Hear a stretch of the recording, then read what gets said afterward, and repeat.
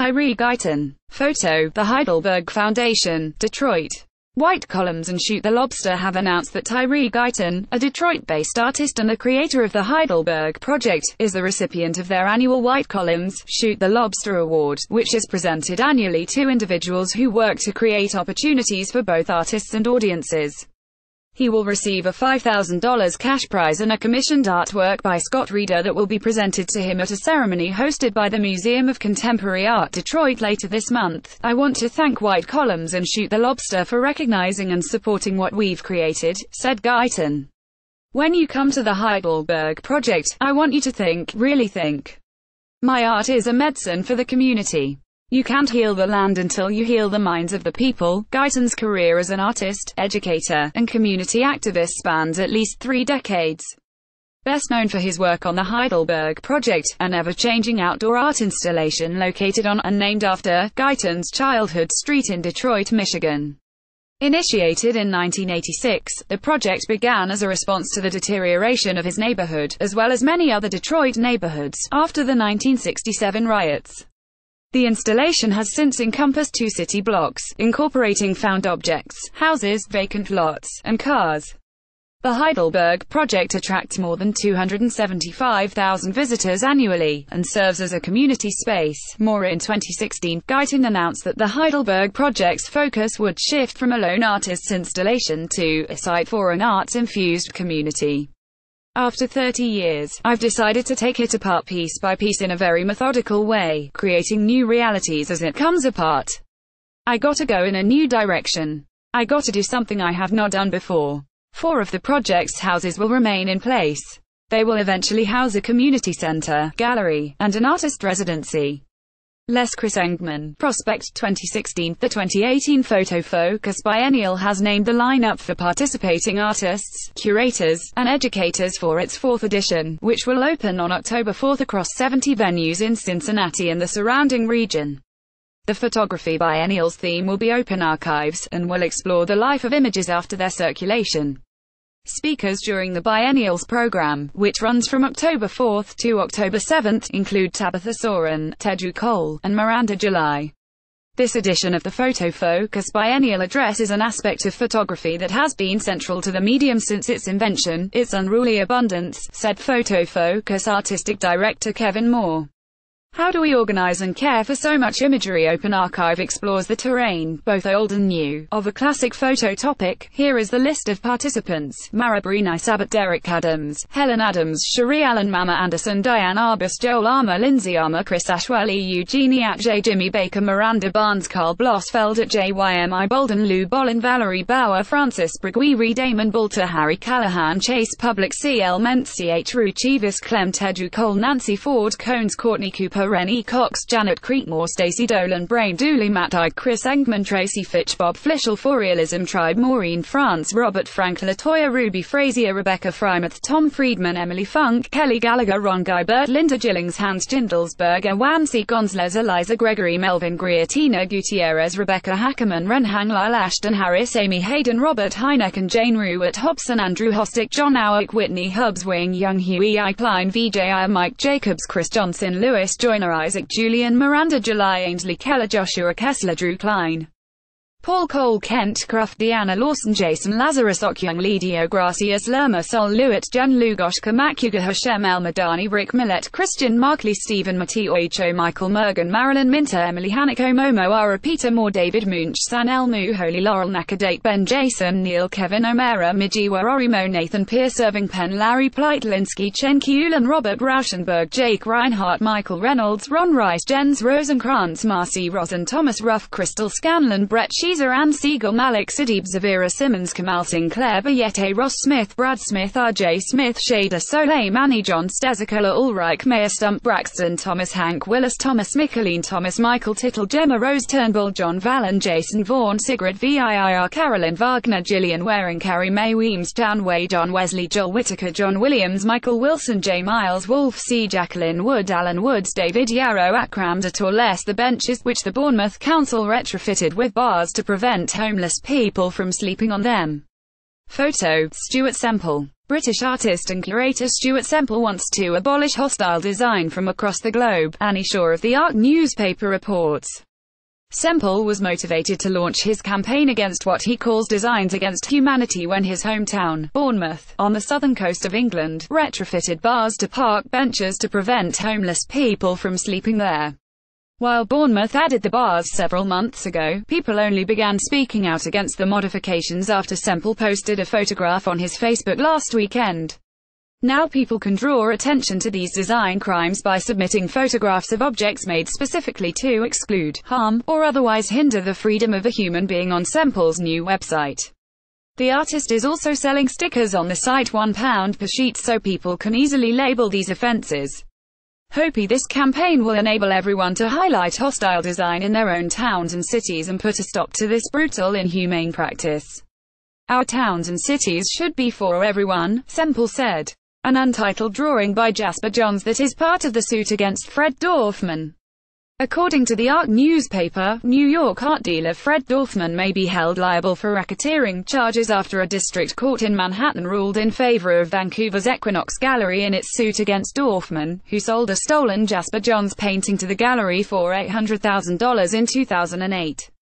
Equinox's complaint accuses Dorfman, who owns Dorfman Gallery in Chelsea, of selling around 37 discarded or unfinished works that Johns' assistant, James Mayer, took from the painter's Connecticut studio between the 1990s and 2012. Mayer first claimed that the works were gifts, but pleaded guilty in 2014 and was sentenced to 18 months in prison the next year. According to Judge George B. Daniels, Equinox can seek a RICO claim racketeer-influenced and corrupt organizations against Dorfman. While Dorfman has described himself as a victim of Mayer's deception, the Canadian gallery contends that he orchestrated the scheme. Dorfman embarked on a campaign to convince Mayer to allow him to represent the latter as an independent artist, Daniels' decision stated. What Mayer did not know, however, was that Dorfman never intended to represent him or his interests, but rather sought only to use him to gain access to Jasper Johns' artwork. He added that Dorfman planned to legitimize the works by having Mayer sign affidavits saying they were presents, fabricating labels that suggested Johns authorized their sale, and telling prospective clients that the works would be recorded in the artist's archives. The judge found that Dorfman can be sued for triple damages that amount to $2.4 million in attorney fees, and that Equinox could be awarded punitive damages. The decision indicates that the obligation to perform due diligence before the sale of artworks might not always fall to the buyer of the work, a ruling that goes against the standard. Dorfman maintains his innocence, and said in an email to the Ark newspaper that he disputes each and every allegation that accuses me of any and all wrongdoing. David W. Buzz Rottenberg and Roger F. Biff Rottenberg. Photo, Jonathan Castillo. The Museum of Contemporary Photography at Columbia College Chicago announced today that it will receive a $1 million gift, the largest cash donation in its history, from the David C. and Sarah Ann Rottenberg Arts Foundation. Awarded by brothers David W. Buzz Rottenberg and Roger F. Biff Rottenberg, in honor of their parents, the gift will support the museum in its continued acquisition and exhibition of contemporary works through the newly established David C. and Sarah Ann Rottenberg Impact Fund for Photography. It is our pleasure to continue to support the MOCP, an institution that was very important to our parents, said Buzz and Biff. This gift will allow the MOCP to enhance its activities, and honor and memorialize our parents' commitment to the museum. For the past 4 decades, the Rottenbergs have been significant benefactors of the institution. David C. Rottenberg helped found the museum and served on its first advisory board in 1980. His first donations to the MOCP included works by Robert Frank and Ansel Adams. Since 1980, 271 works in the museum's permanent collection have been donated or purchased by the Rottenberg family. Yolanda Wisher, Philadelphia Contemporary's new curator of spoken word. Photo by Ryan Collard. Philadelphia Contemporary, the non-profit arts organization founded by former Pennsylvania Academy of Fine Arts director Harry Philbrick in 2016, announced today that poet Yolanda Wisher will join the organization as its curator of spoken word. Wisher served as Philadelphia's 2016-17 Poet Laureate and as curator of Philadelphia Contemporary's Outbound Poetry Festival, the first pop-up poetry event at 30th Street Station, last April. Yolanda has long been a central figure in Philadelphia's literary scene, and a leading voice in the performance of poetry as a public art, Philbrick said. She is uniquely suited to bring vibrant, engaging, incisive spoken word to the people of Philadelphia. Wish's appointment is the latest example of Philadelphia Contemporary's continued growth. Since its founding, the organization has greatly expanded its public programming and is currently focusing on establishing a permanent space. Wisher is the author of the poetry volume Monk Eats an Afro 2014. She also co-edited the anthology piece Is a Haiku Song 2013 with mentor and inaugural Philadelphia Poet Laureate Sonia Sanchez. Wisher taught high school English for 10 years, founded and directed a neighborhood festival headlined by young poets in the Germantown section of Philadelphia, and worked as director of art education for the Philadelphia Mural Arts. Wisher performs a blend of poetry and song with her band The Afro-Eaters and is currently the 2017-2018 CPCW Fellow in Poetics and Poetic Practice at the University of Pennsylvania. Installation view of Huma Baba's second solo exhibition at Stephen Friedman Gallery in London in 2016. The Metropolitan Museum of Art in New York announced today that Pakistani artist Huma Baba will create the next site-specific work to be featured on its Iris and B. Gerald Cantor roof garden. Baba's We Come in Peace, made up of an array of monumental sculptures, will be on view from April 17 to October 28. Born in 1962 in Karachi, Pakistan, Baba lives and works in Poughkeepsie, New York.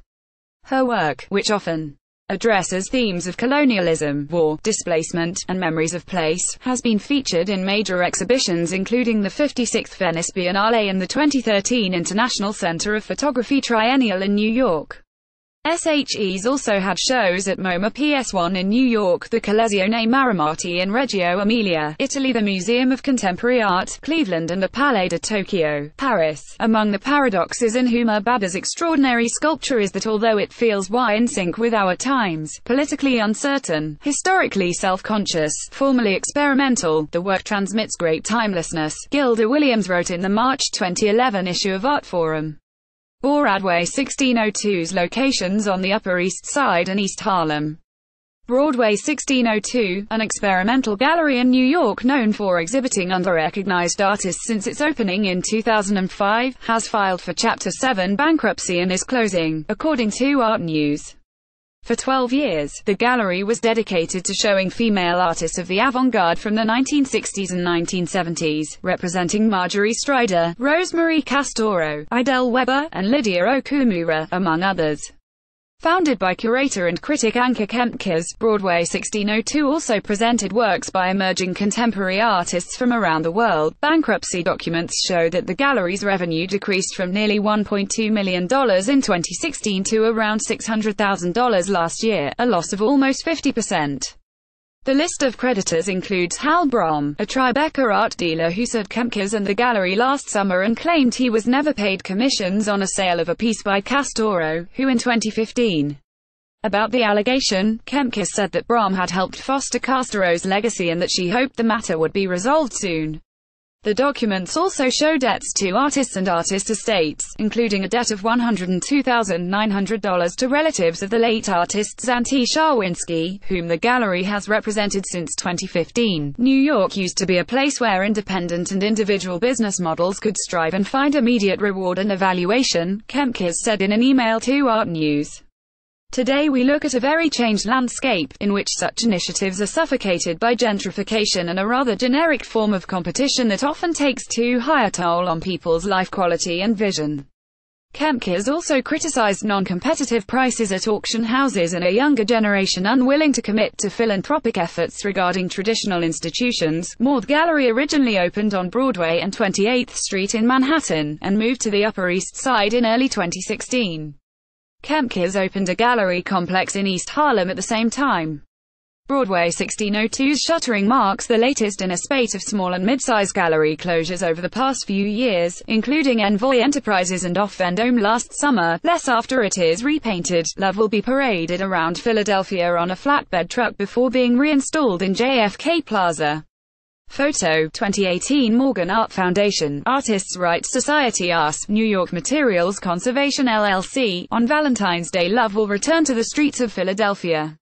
The 830-pound aluminum sculpture by Robert Indiana will be paraded around the city's downtown on a flatbed truck, before it is returned to its permanent home in JFK Plaza. Last winter it was removed for a year-long, $55,000 renovation, while JFK Plaza, also known as Love Park, underwent a redesign. According to John Hurdle at the New York Times, this public work has been the backdrop for many marriage proposals over the last 41 years. But the countless people who have taken photos in front of it might be surprised to find that the work will look different upon its return. Representatives of the artist told city officials that sections of the piece that had been painted blue should have been purple, which distinguishes it from many other versions installed around the world. Temple University confirmed the original color, which can be seen in an archival photograph that was taken before the 1976 sculpture was repainted. I was astounded because no one here remembered it as anything but red, green, and blue, Philadelphia's public art director, Margot Berg, told Hurdle. Since the sculpture has become an icon of downtown Philadelphia, Berg was worried this drastic change would shock people. According to local press coverage, however, people seem intrigued by the color change more than anything else. As long as they bring it back, that's all that matters, said local electrician Charles Cook. Less